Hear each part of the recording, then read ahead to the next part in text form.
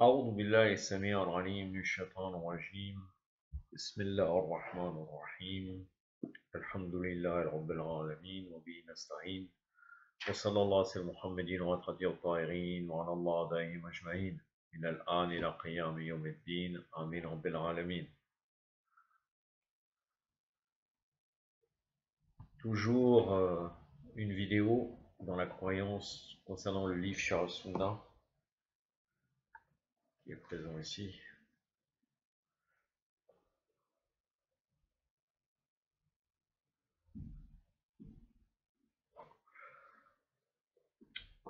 Concernant l'invocation en faveur du gouverneur, pardon. Donc en fait, c'est toujours le commentaire, donc le livre écrit par Barbari, hein, un élève d'Ibn Hanbal prétendument, et avec le commentaire de Fawzan. C'est la dernière partie de ce... C'est pas une série, parce qu'en fait, c'est Croyances de la secte Bakri peut regrouper d'autres livres, mais on peut dire que c'est la dernière partie de ce qui avait été concernant ce livre, Sharh al-Sunnah. Peut-être qu'après, à l'avenir, peut-être je passerai par d'autres ouvrages que j'analyserai, ou bien certains articles ou certains livres, juste des passages touchant à la croyance de la secte Bakri. Invoqué en faveur du gouverneur, c'est dans le tome 2. Que dit l'auteur? L'auteur a dit, si vous voyez quelqu'un invoqué contre le gouverneur, sachez qu'il s'agit de quelqu'un qui suit sa passion. Et si vous voyez quelqu'un invoqué pour la rectitude du gouverneur, sachez que c'est un adepte de la sunna, si Allah veut, du fait de la parole de Fodayl ibn Iyad. On lui dit, oh Abu Ali, explique-nous ceci. Non, pardon. Fodayl ibn Iyad dit, si j'avais une invocation exaucée, je la donnerais qu'au gouverneur. Donc pour eux, ce personnage que je ne connais pas, Fodayl ibn Iyad, est une personnalité importante car il donne un avis. On aurait pu nous dire le prophète a dit, ou bien leur compagnon injuste, mais là c'est Fodayl ibn Iyad. Si j'avais une invocation exaucée, je ne la donnerais qu'au gouverneur. On lui dit, oh Abu Ali, explique-nous ceci.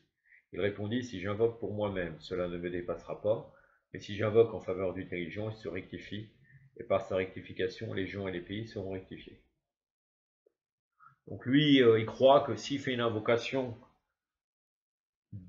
pour le gouverneur, forcément, cette invocation sera exaucée. Alors Ali, bon, lui-même, il se prend pour un wali Allah en fait.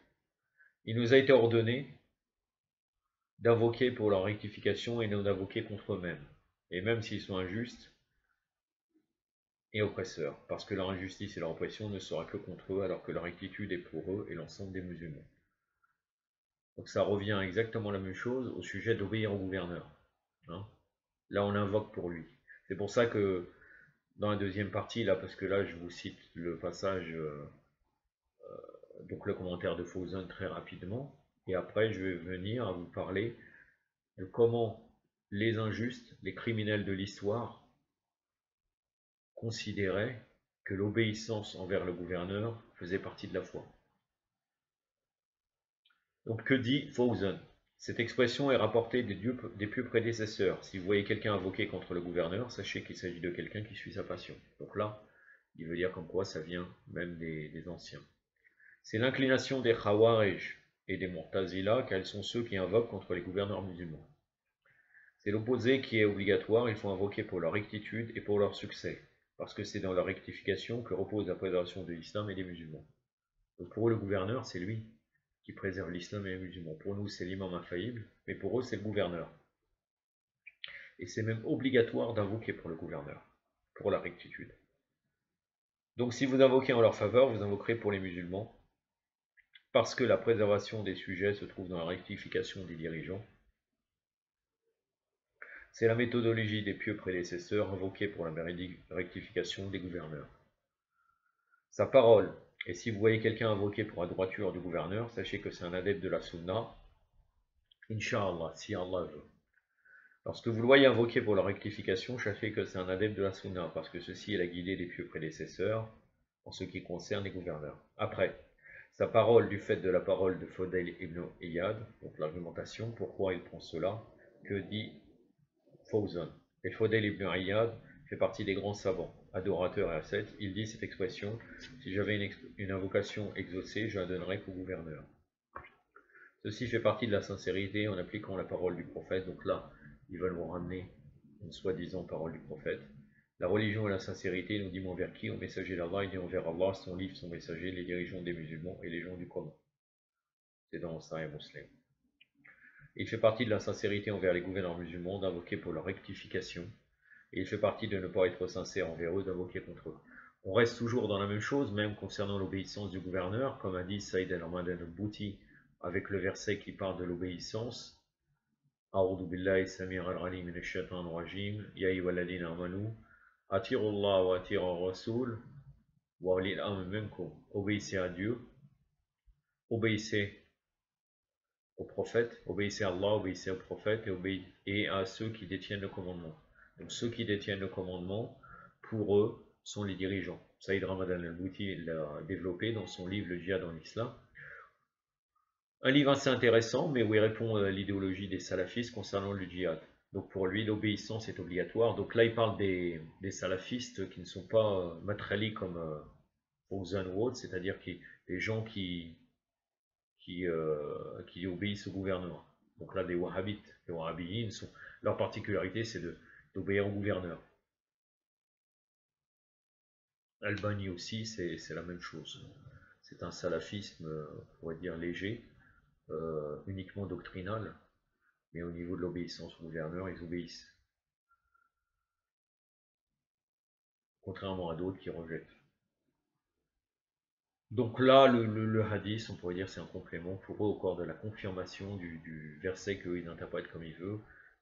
Ulil amri minkum, ceux qui détiennent les commandements. Le commandement pour nous, c'est Ahlul Bayt, mais pour eux, c'est les dirigeants. Donc là, Fawzan rajoute quelque chose: ceux qui invoquent en faveur du gouverneur sont condamnés par les adeptes des Khawarij.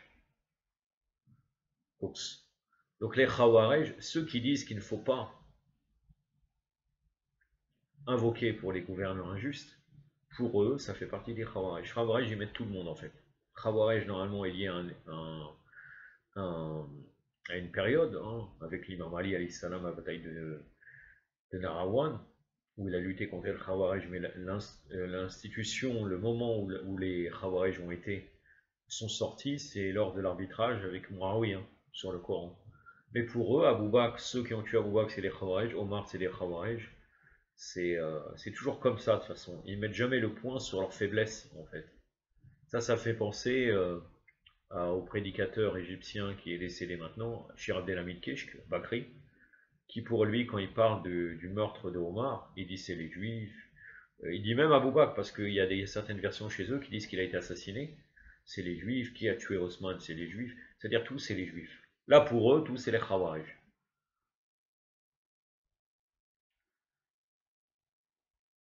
Donc sa parole, il nous a été ordonné d'invoquer pour leur rectification et non d'invoquer contre eux s'ils sont injustes et oppresseurs, parce qu'invoquer contre eux est invoquer contre les musulmans, parce que si les affaires se détériorent et que le gouvernement tombe, certes le sang sera répandu, ce sera le chaos, la corruption se propagera, et les peines légales seront suspendues. Sa chute contient de nombreux mots. De nos jours, ceux qui invoquent en faveur du gouverneur sont accusés de flagornerie par les gens des passions, parmi les partisans et les adeptes des Khawarij. La parole de l'auteur pourra donc s'appliquer à eux. Ils sont en opposition à la Sunna, ils sont des gens qui suivent leur passion. Il faut prêter attention à cela.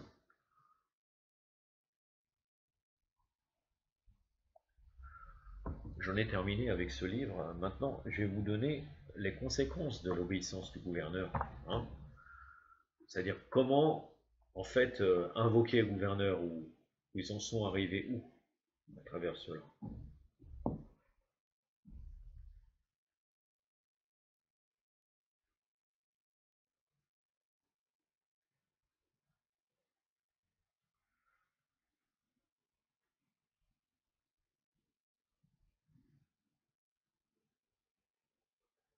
Ils en arrivent de nos jours, hein, à avoir écrit un livre qui vante les vertus de Yazid ibn Muawiyah. Donc c'était un livre qui a été publié à l'intention des écoles, donc la péninsule mohammedienne, hein, c'est l'Arabie l'Arabie mohammedienne en réalité, non pas l'Arabie saoudite. C'est un manuel. Il s'appelle comment? La maison sacrée et la mosquée du messager des croyants. Vérité sur le prince des croyants, Yazid ibn Muawiyah, le prince des croyants. Allahu Akbar. Publié par le ministère d'Al-Ma'arif et diffusé dans les deux lieux sacrés, à la Mecque et à Médine. Ce livre vante les mérites de Yazid et rapporte des hadiths faisant son éloge. C'est ce Yazid qui donne alors de catapulter la Kaaba et de livrer pendant 3 jours la mosquée du messager et son enceinte sacrée à son armée qui à Médine tue les hommes et viola les femmes. Donc eux-mêmes, ils éditent un livre qu'ils vont distribuer à la Mecque et à Médine, alors qu'à la Mecque et à Médine, Yazid, vous voyez ce qu'il a fait. Et qui vante les vertus de Yazid bin Muawiyah. Yazid bin Muawiyah, là, on va parler. Contradiction sur contradiction. Sans compter après le meurtre, bien sûr, vous savez très bien, de Sayyid al-Shuhada, le seigneur des martyrs, Imam Hussein ibn Ali alayhi salam.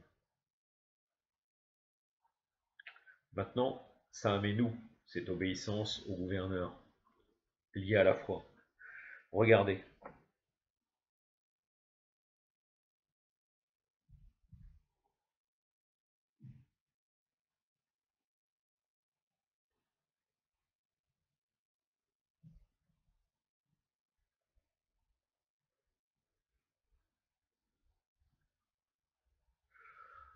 Au moment où ils ont catapulté la Kaaba, il y avait certains,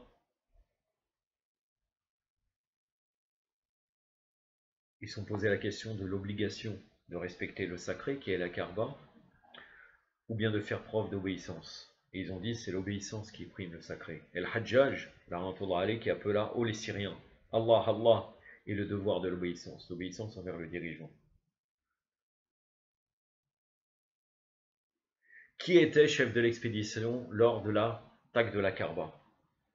Hossein ibn Omer. Hossein ibn Omer, il craignait Allah au sujet d'un pigeon de Mecca, qui ne voulait pas écraser sous ses sabots de son cheval, alors qu'il s'acharnait contre la Kaaba. Vous voyez? Il préférait l'obéissance.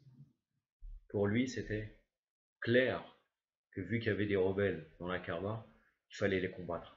C'était l'obéissance qui était plus importante que ces choses-là. Shimr, l'assassin de l'imam Hussein, et Dahabi rapporte ceci. Shem faisait la prière de l'aube, puis restait assis jusqu'au lever du soleil, afin de faire à nouveau une prière. Il disait dans son invocation, ô Allah, ô Seigneur, Ya Rabbi, pardonne-moi, Irfirli. Quand on lui a demandé comment il pouvait attendre le pardon d'Allah alors qu'il avait tué ou aidé le petit-fils du prophète sallallahu alayhi wa alayhi, à être tué. Il répondit, malheur à toi, comment aurais-je pu faire? Nos princes que voici nous ont donné un ordre qu'il ne fallait pas refuser. Si nous l'avions refusé, nous aurions été pires que ces ânes. Et dans Habib, Tariq al-Islam, le volume 3, page 18-19. Kab ibn Jabir, qui avait assisté au combat contre l'imam Hussein, il disait dans son invocation, ô Seigneur, nous avons rempli notre engagement. Ne fais pas qu'on soit comme ceux qui ont trahi. Ceux qui ont trahi pour lui, c'est ceux qui ont désobéi au calife Yazid ibn Muawiyah, au calife usurpateur, et refusé ses ordres. Amr ibn Hajjaj, il s'approcha le jour de Ashura des compagnons de l'imam Hussein, et les appela pour les détourner de Hussein. Ô les originaires d'Al-Koufa, gardez votre obéissance et votre communauté. Ne doutez pas du devoir de tuer celui qui s'écarta de la religion et désobéit à l'imam Yazid.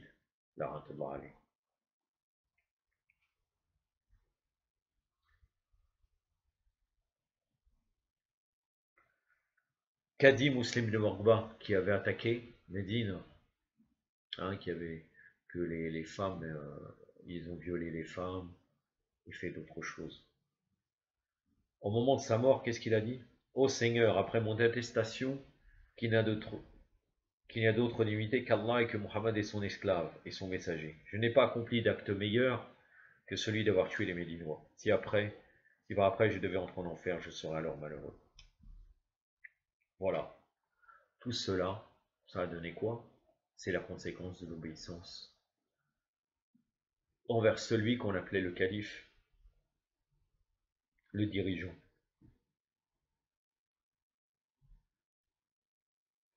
Mais ces Bakriyin ont été éduqués comme cela. de soutenir les dirigeants, et cela fait partie de leur doctrine originelle en réalité. Ceux qui se révoltent sont quelque part sortis, n'ont pas suivi les ordonnancements du bakrisme.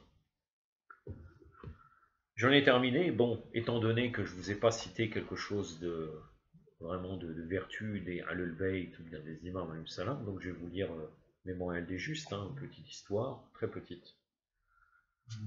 Le récit 85, le tome 2, page 30. Plainte contre le sort. El Mufaddal ibn Qais s'était retrouvé oppressé par les difficultés de la vie. La pauvreté, l'indigence, les dettes et les frais matériels le tourmentaient beaucoup. Si bien qu'un jour il se répandit en plainte en présence de l'imam Saad alayhi salam et se mit à décrire ses malheurs dans les moindres détails. J'ai tel montant de dettes et je ne sais comment m'en acquitter. J'ai tel montant de dépenses et je n'ai point de source de revenus. Je suis devenu misérable, j'ai été pris de court, je suis désemparé. Chaque porte ouverte se referme devant moi. En fin de compte, il demanda à l'imam de faire un dua, une invocation en sa faveur, et prier Allah de délier le nœud de ses problèmes. L'imam Sadiq alayhi salam dit à une petite servante qui se trouvait là, va chercher la bourse de pièces d'or que nous avons envoyée, Mansour. La petite servante la porta aussitôt et l'imam dit à Mufaddal, cette bourse contient 400 dinars qui t'aideront à vivre. Tel n'était pas mon dessein. En parlant de la sorte, répondit Mufaddal, je n'avais pour but que de demander une dua, une invocation. Très bien, je ferai aussi une invocation, mais laisse-moi te dire ceci, ne décris jamais devant les autres tes difficultés et tes malheurs. Le premier effet en est de laisser penser que tu es tombé sur le champ de l'existence et que tu as subi la défaite du sort. Tu t'abaisses ainsi dans les esprits, tu en perds ta personnalité et ta respectabilité. Pierre et la Noire, le tome 11, page 114. Très important cela, il y a des gens qui toujours réclament beaucoup de choses. Réellement, après, on a des hadiths qui disent qu'on doit, aux amis proches, on peut leur demander des aides, mais sinon il faut éviter, car sinon, c'est vrai que nous arrivons à l'humiliation, et les gens, après, par la suite, ne nous respectent pas. يكتفي بهذا القدر وصلى الله على محمد وعلى آله وصحبه والسلام عليكم ورحمة الله